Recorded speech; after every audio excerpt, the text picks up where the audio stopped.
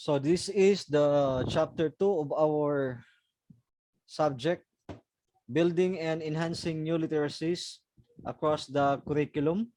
Chapter two's topic is globalization and cultural and multicultural literacy students. So we'll begin. Can you hear me clearly, guys? Yes, sir. Sir. Okay, that's great. So globalization is the process of interaction and integration between people, business entities, governments, and cultures from other nations, driven by international trade and investment, and supported also by information technology.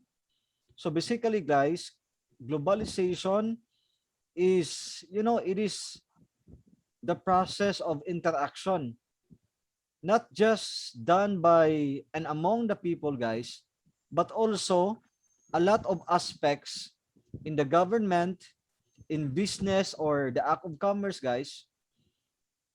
uh, Cultural practices are being exchanged.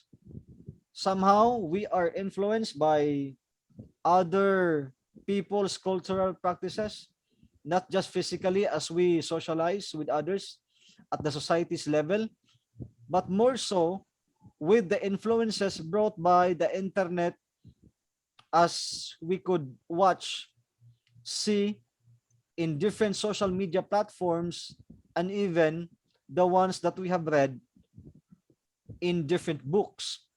Those are highly influential to our developments, and we are somehow shaped by it consciously and unconsciously, guys. And that is how massive, influential, and perennial the influences of globalization. Well, in terms of doing business, globalization has aided all countries to be highly interactive, to be vibrant in doing businesses. Just because of the technology we used, we can easily communicate to others, we can easily send money, be receiving messages, be receiving the money, be influenced by different practices, as what we have seen on different social media platforms, movies, and as I said, also on the magazines, news that we have read, students, and even books. Now, the governments are interdependent and dependent at the same time, independent. What do we mean by that? Globalization aids all countries to be cooperating, to be collaborating with each other, all for the betterment of human race. Right now, the pandemic is still in effect. We are still in the midst of this COVID-19 global disease. Countries, leaders are cooperating, communicating with each other, working hand in hand in the development of COVID-19 vaccines.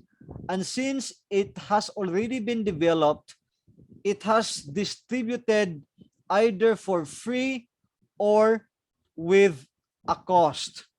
The government of the Philippines will receive vaccines for free from Russia rather, China, America, but we also had both vaccines from the countries I mentioned.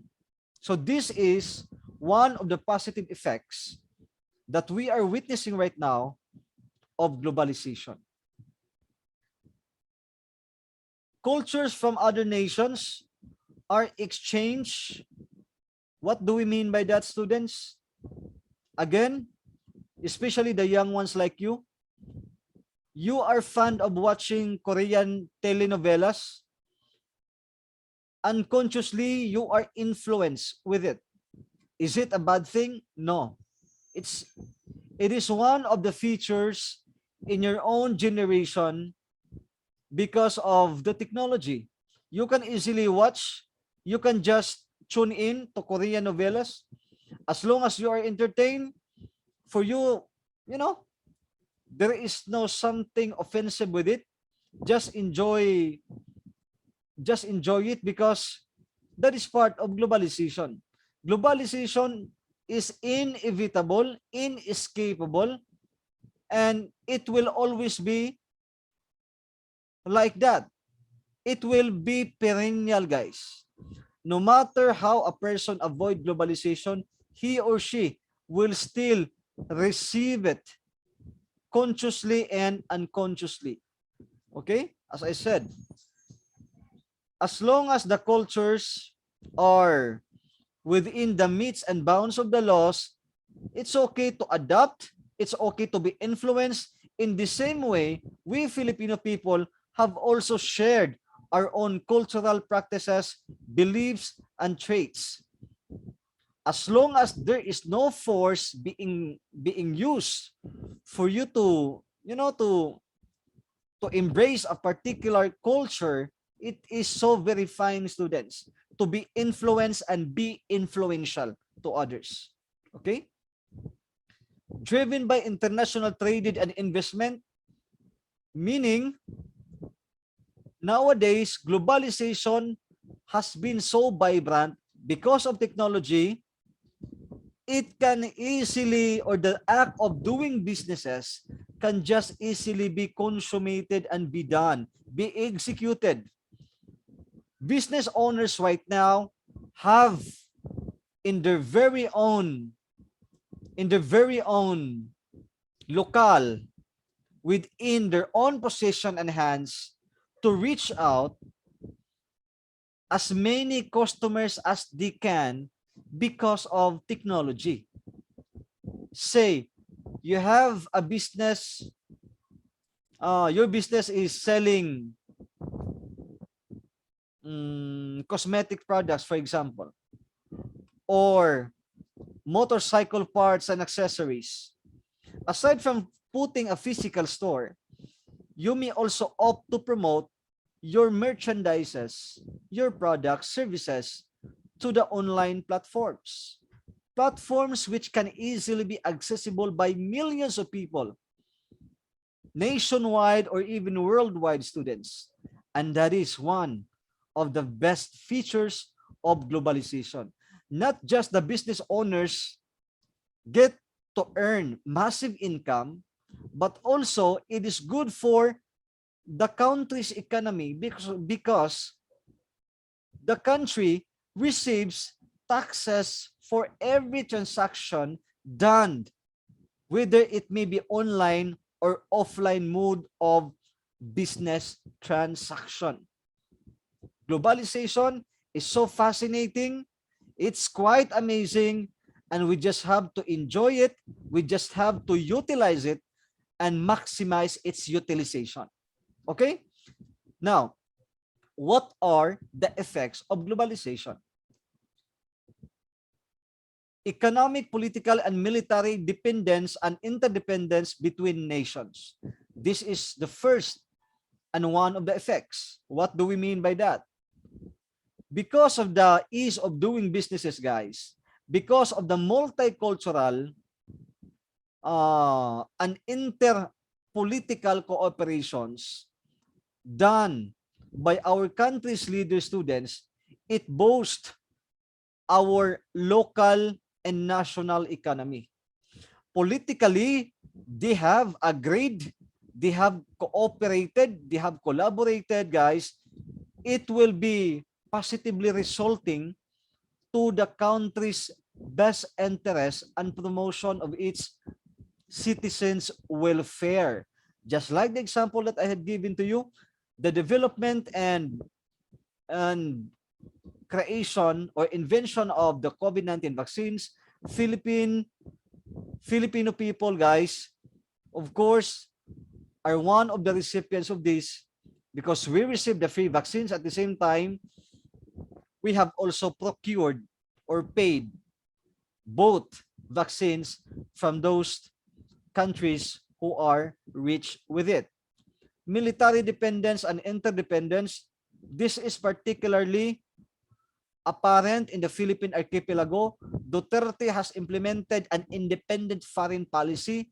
At the same time, we consider our country to be friend with the rest of the countries around the world, and we are not only a best friend of America, because once again, we welcome with open arms all other countries who also reciprocate our warmness that the president of our country has offered to them.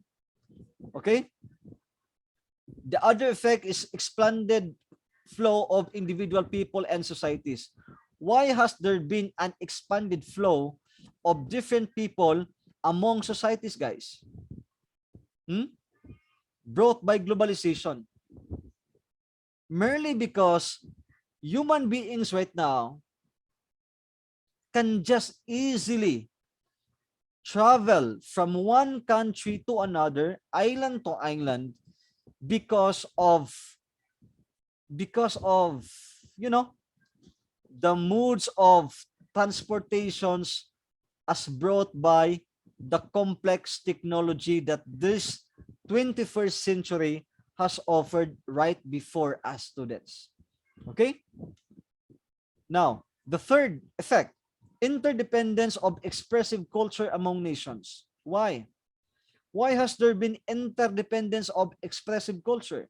When we say interdependence, it means that nations to nations are exchanging cultural practices, influencing each other, welcoming each cultural differences, at the same time celebrating it.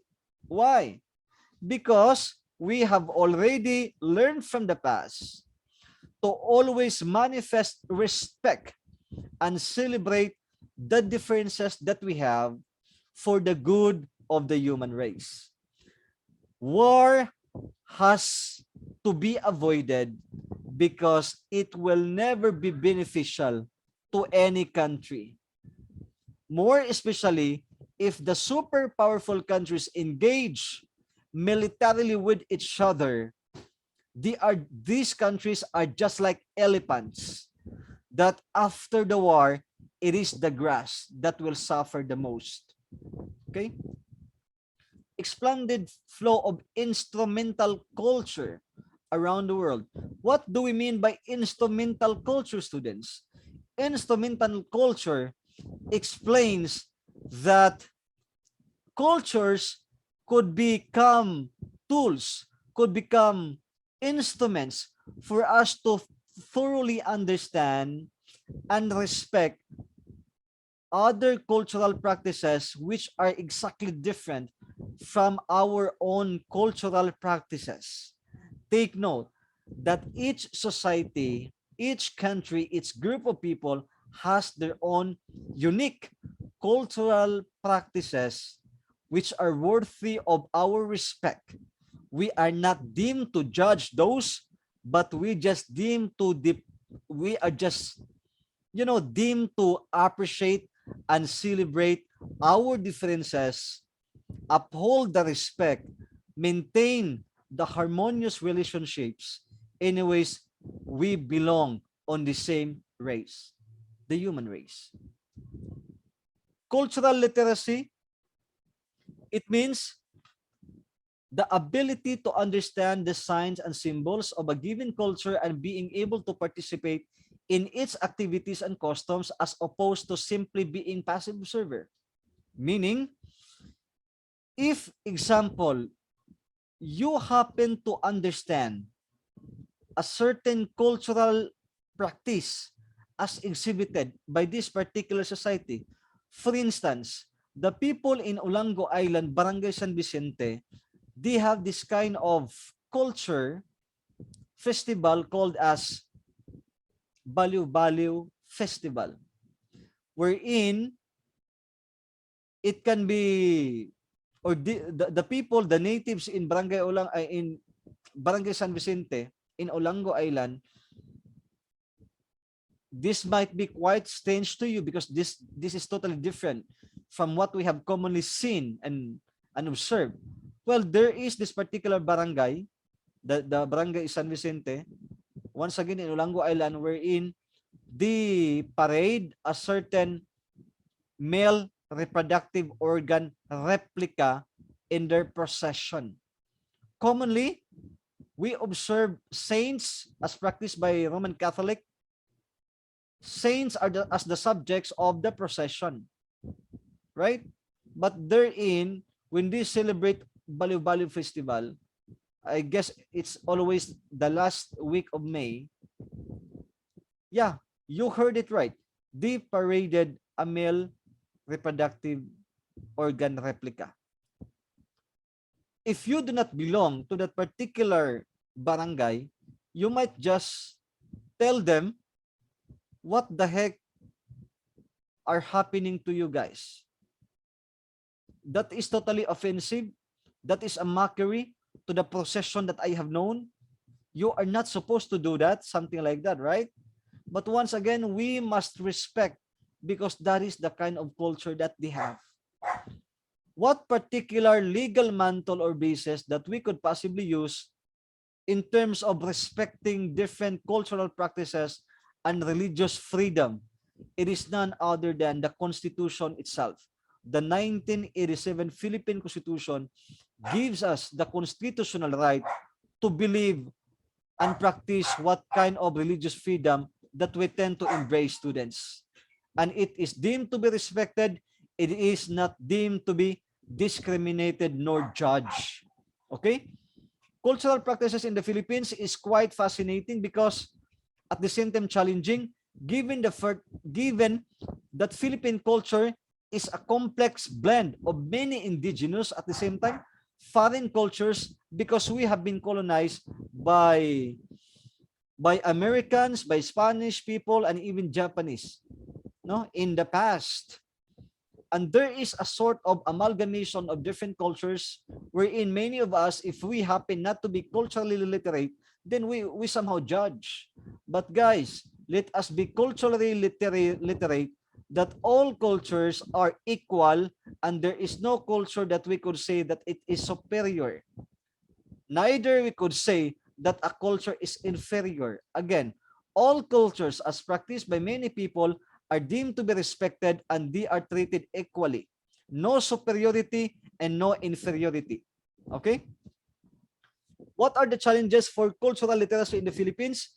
These are the following questions which are particularly important to a multicultural and multilingual nation like the Philippines, but once again has no definite answers that exist in the literature. But personally, as your teacher in the subject, I would like to answer all the questions which are considered to be unanswerable based on the existing literature, students. The first question, what kind of knowledge constitute cultural literacy? For me, cultural literacy is attained by a person once he or she is able to respect and deem to celebrate the uniqueness that we have. Second, is it knowing facts, names, and dates, or is it something more experiential learning, experiential like being familiar rather with the story of a particular song? For me, it's everything.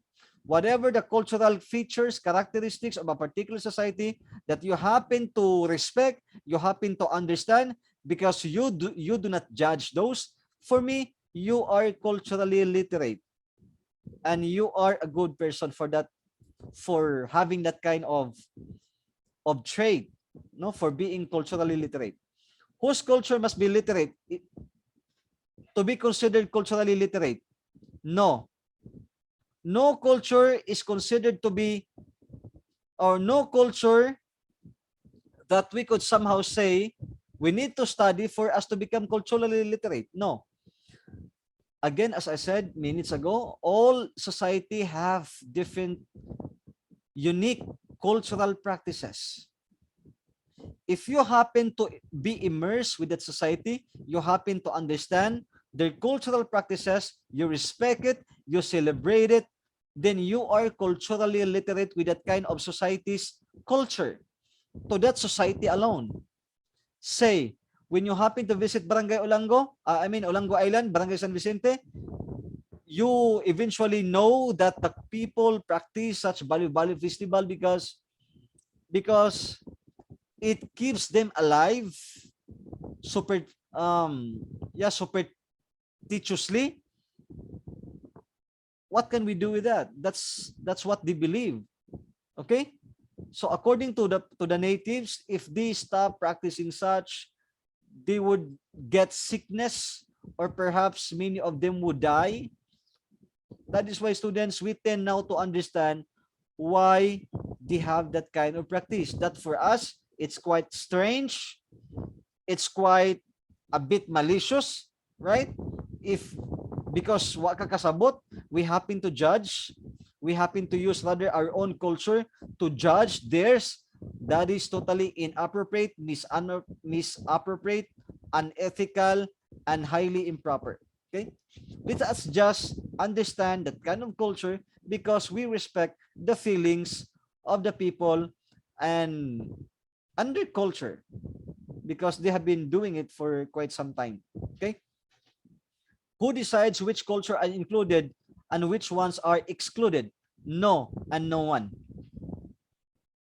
Each, I mean, every person or each one of us has the right to know a particular culture and has the obligation to respect such cultural practices. Okay, there is no judge, there is no arbiter, there is no commander that would tell us you are not allowed to respect this culture, you are not allowed to be educated with this particular culture. No, as I said, we are all entitled with our own rights to know and to respect different cultural practices across the Philippine archipelago, or even those cultures that can be found abroad. Is cultural literacy education simply means for the dominant culture to express its dominance over minority cultures? The answer for me is no. All cultures are treated equally. No minority, no no inferiority and no superiority, guys. How is cultural literacy to be assessed and evaluated? For me, it is no still. We do not have any right to assess and to evaluate a particular culture. But in terms of cultural literacy, students, we can only say that you are culturally literate once you happen to understand, you know why these cultural practices are exhibited by the people, and you respect such. You celebrate our own uniqueness and diversity, guys. For me, you are a culturally literate person if you happen to act like that. How can we know that someone is culturally literate? The answer is the same. Multicultural literacy refers to the knowledge and skills necessary to ensure the communication with a culture different from our own. Okay? The one that I told you, Philippines has a diverse culture because we were once colonies of America, Japan, or America, as Spain, America, and Japan, guys. On top of it, our very unique native cultures as practiced by our very own Filipino ancestors in the past, there is an amalgamation, and we are divided with islands. We are divided with the bodies of water because we are an archipelagic state, guys. It is expected that we've got complexity of cultural practices. Multicultural literacy is quite significant because it harmonizes us all. Through multicultural literacy, we respect and celebrate our different cultural differences, uniqueness, and other forms of diversity. Okay? Manners of being multiculturally literate students. First, be selfless. What does it mean? Be less concerned with how you feel. Be more concerned with how others feel. Next, know that good and useful things can and do come from those different from us. What does it mean? Simply acknowledging the good ideas and products that come from other culture, guys. And we must not always be something like our culture is the most superior and is the best one, right? If we happen to act that way, we just create friction.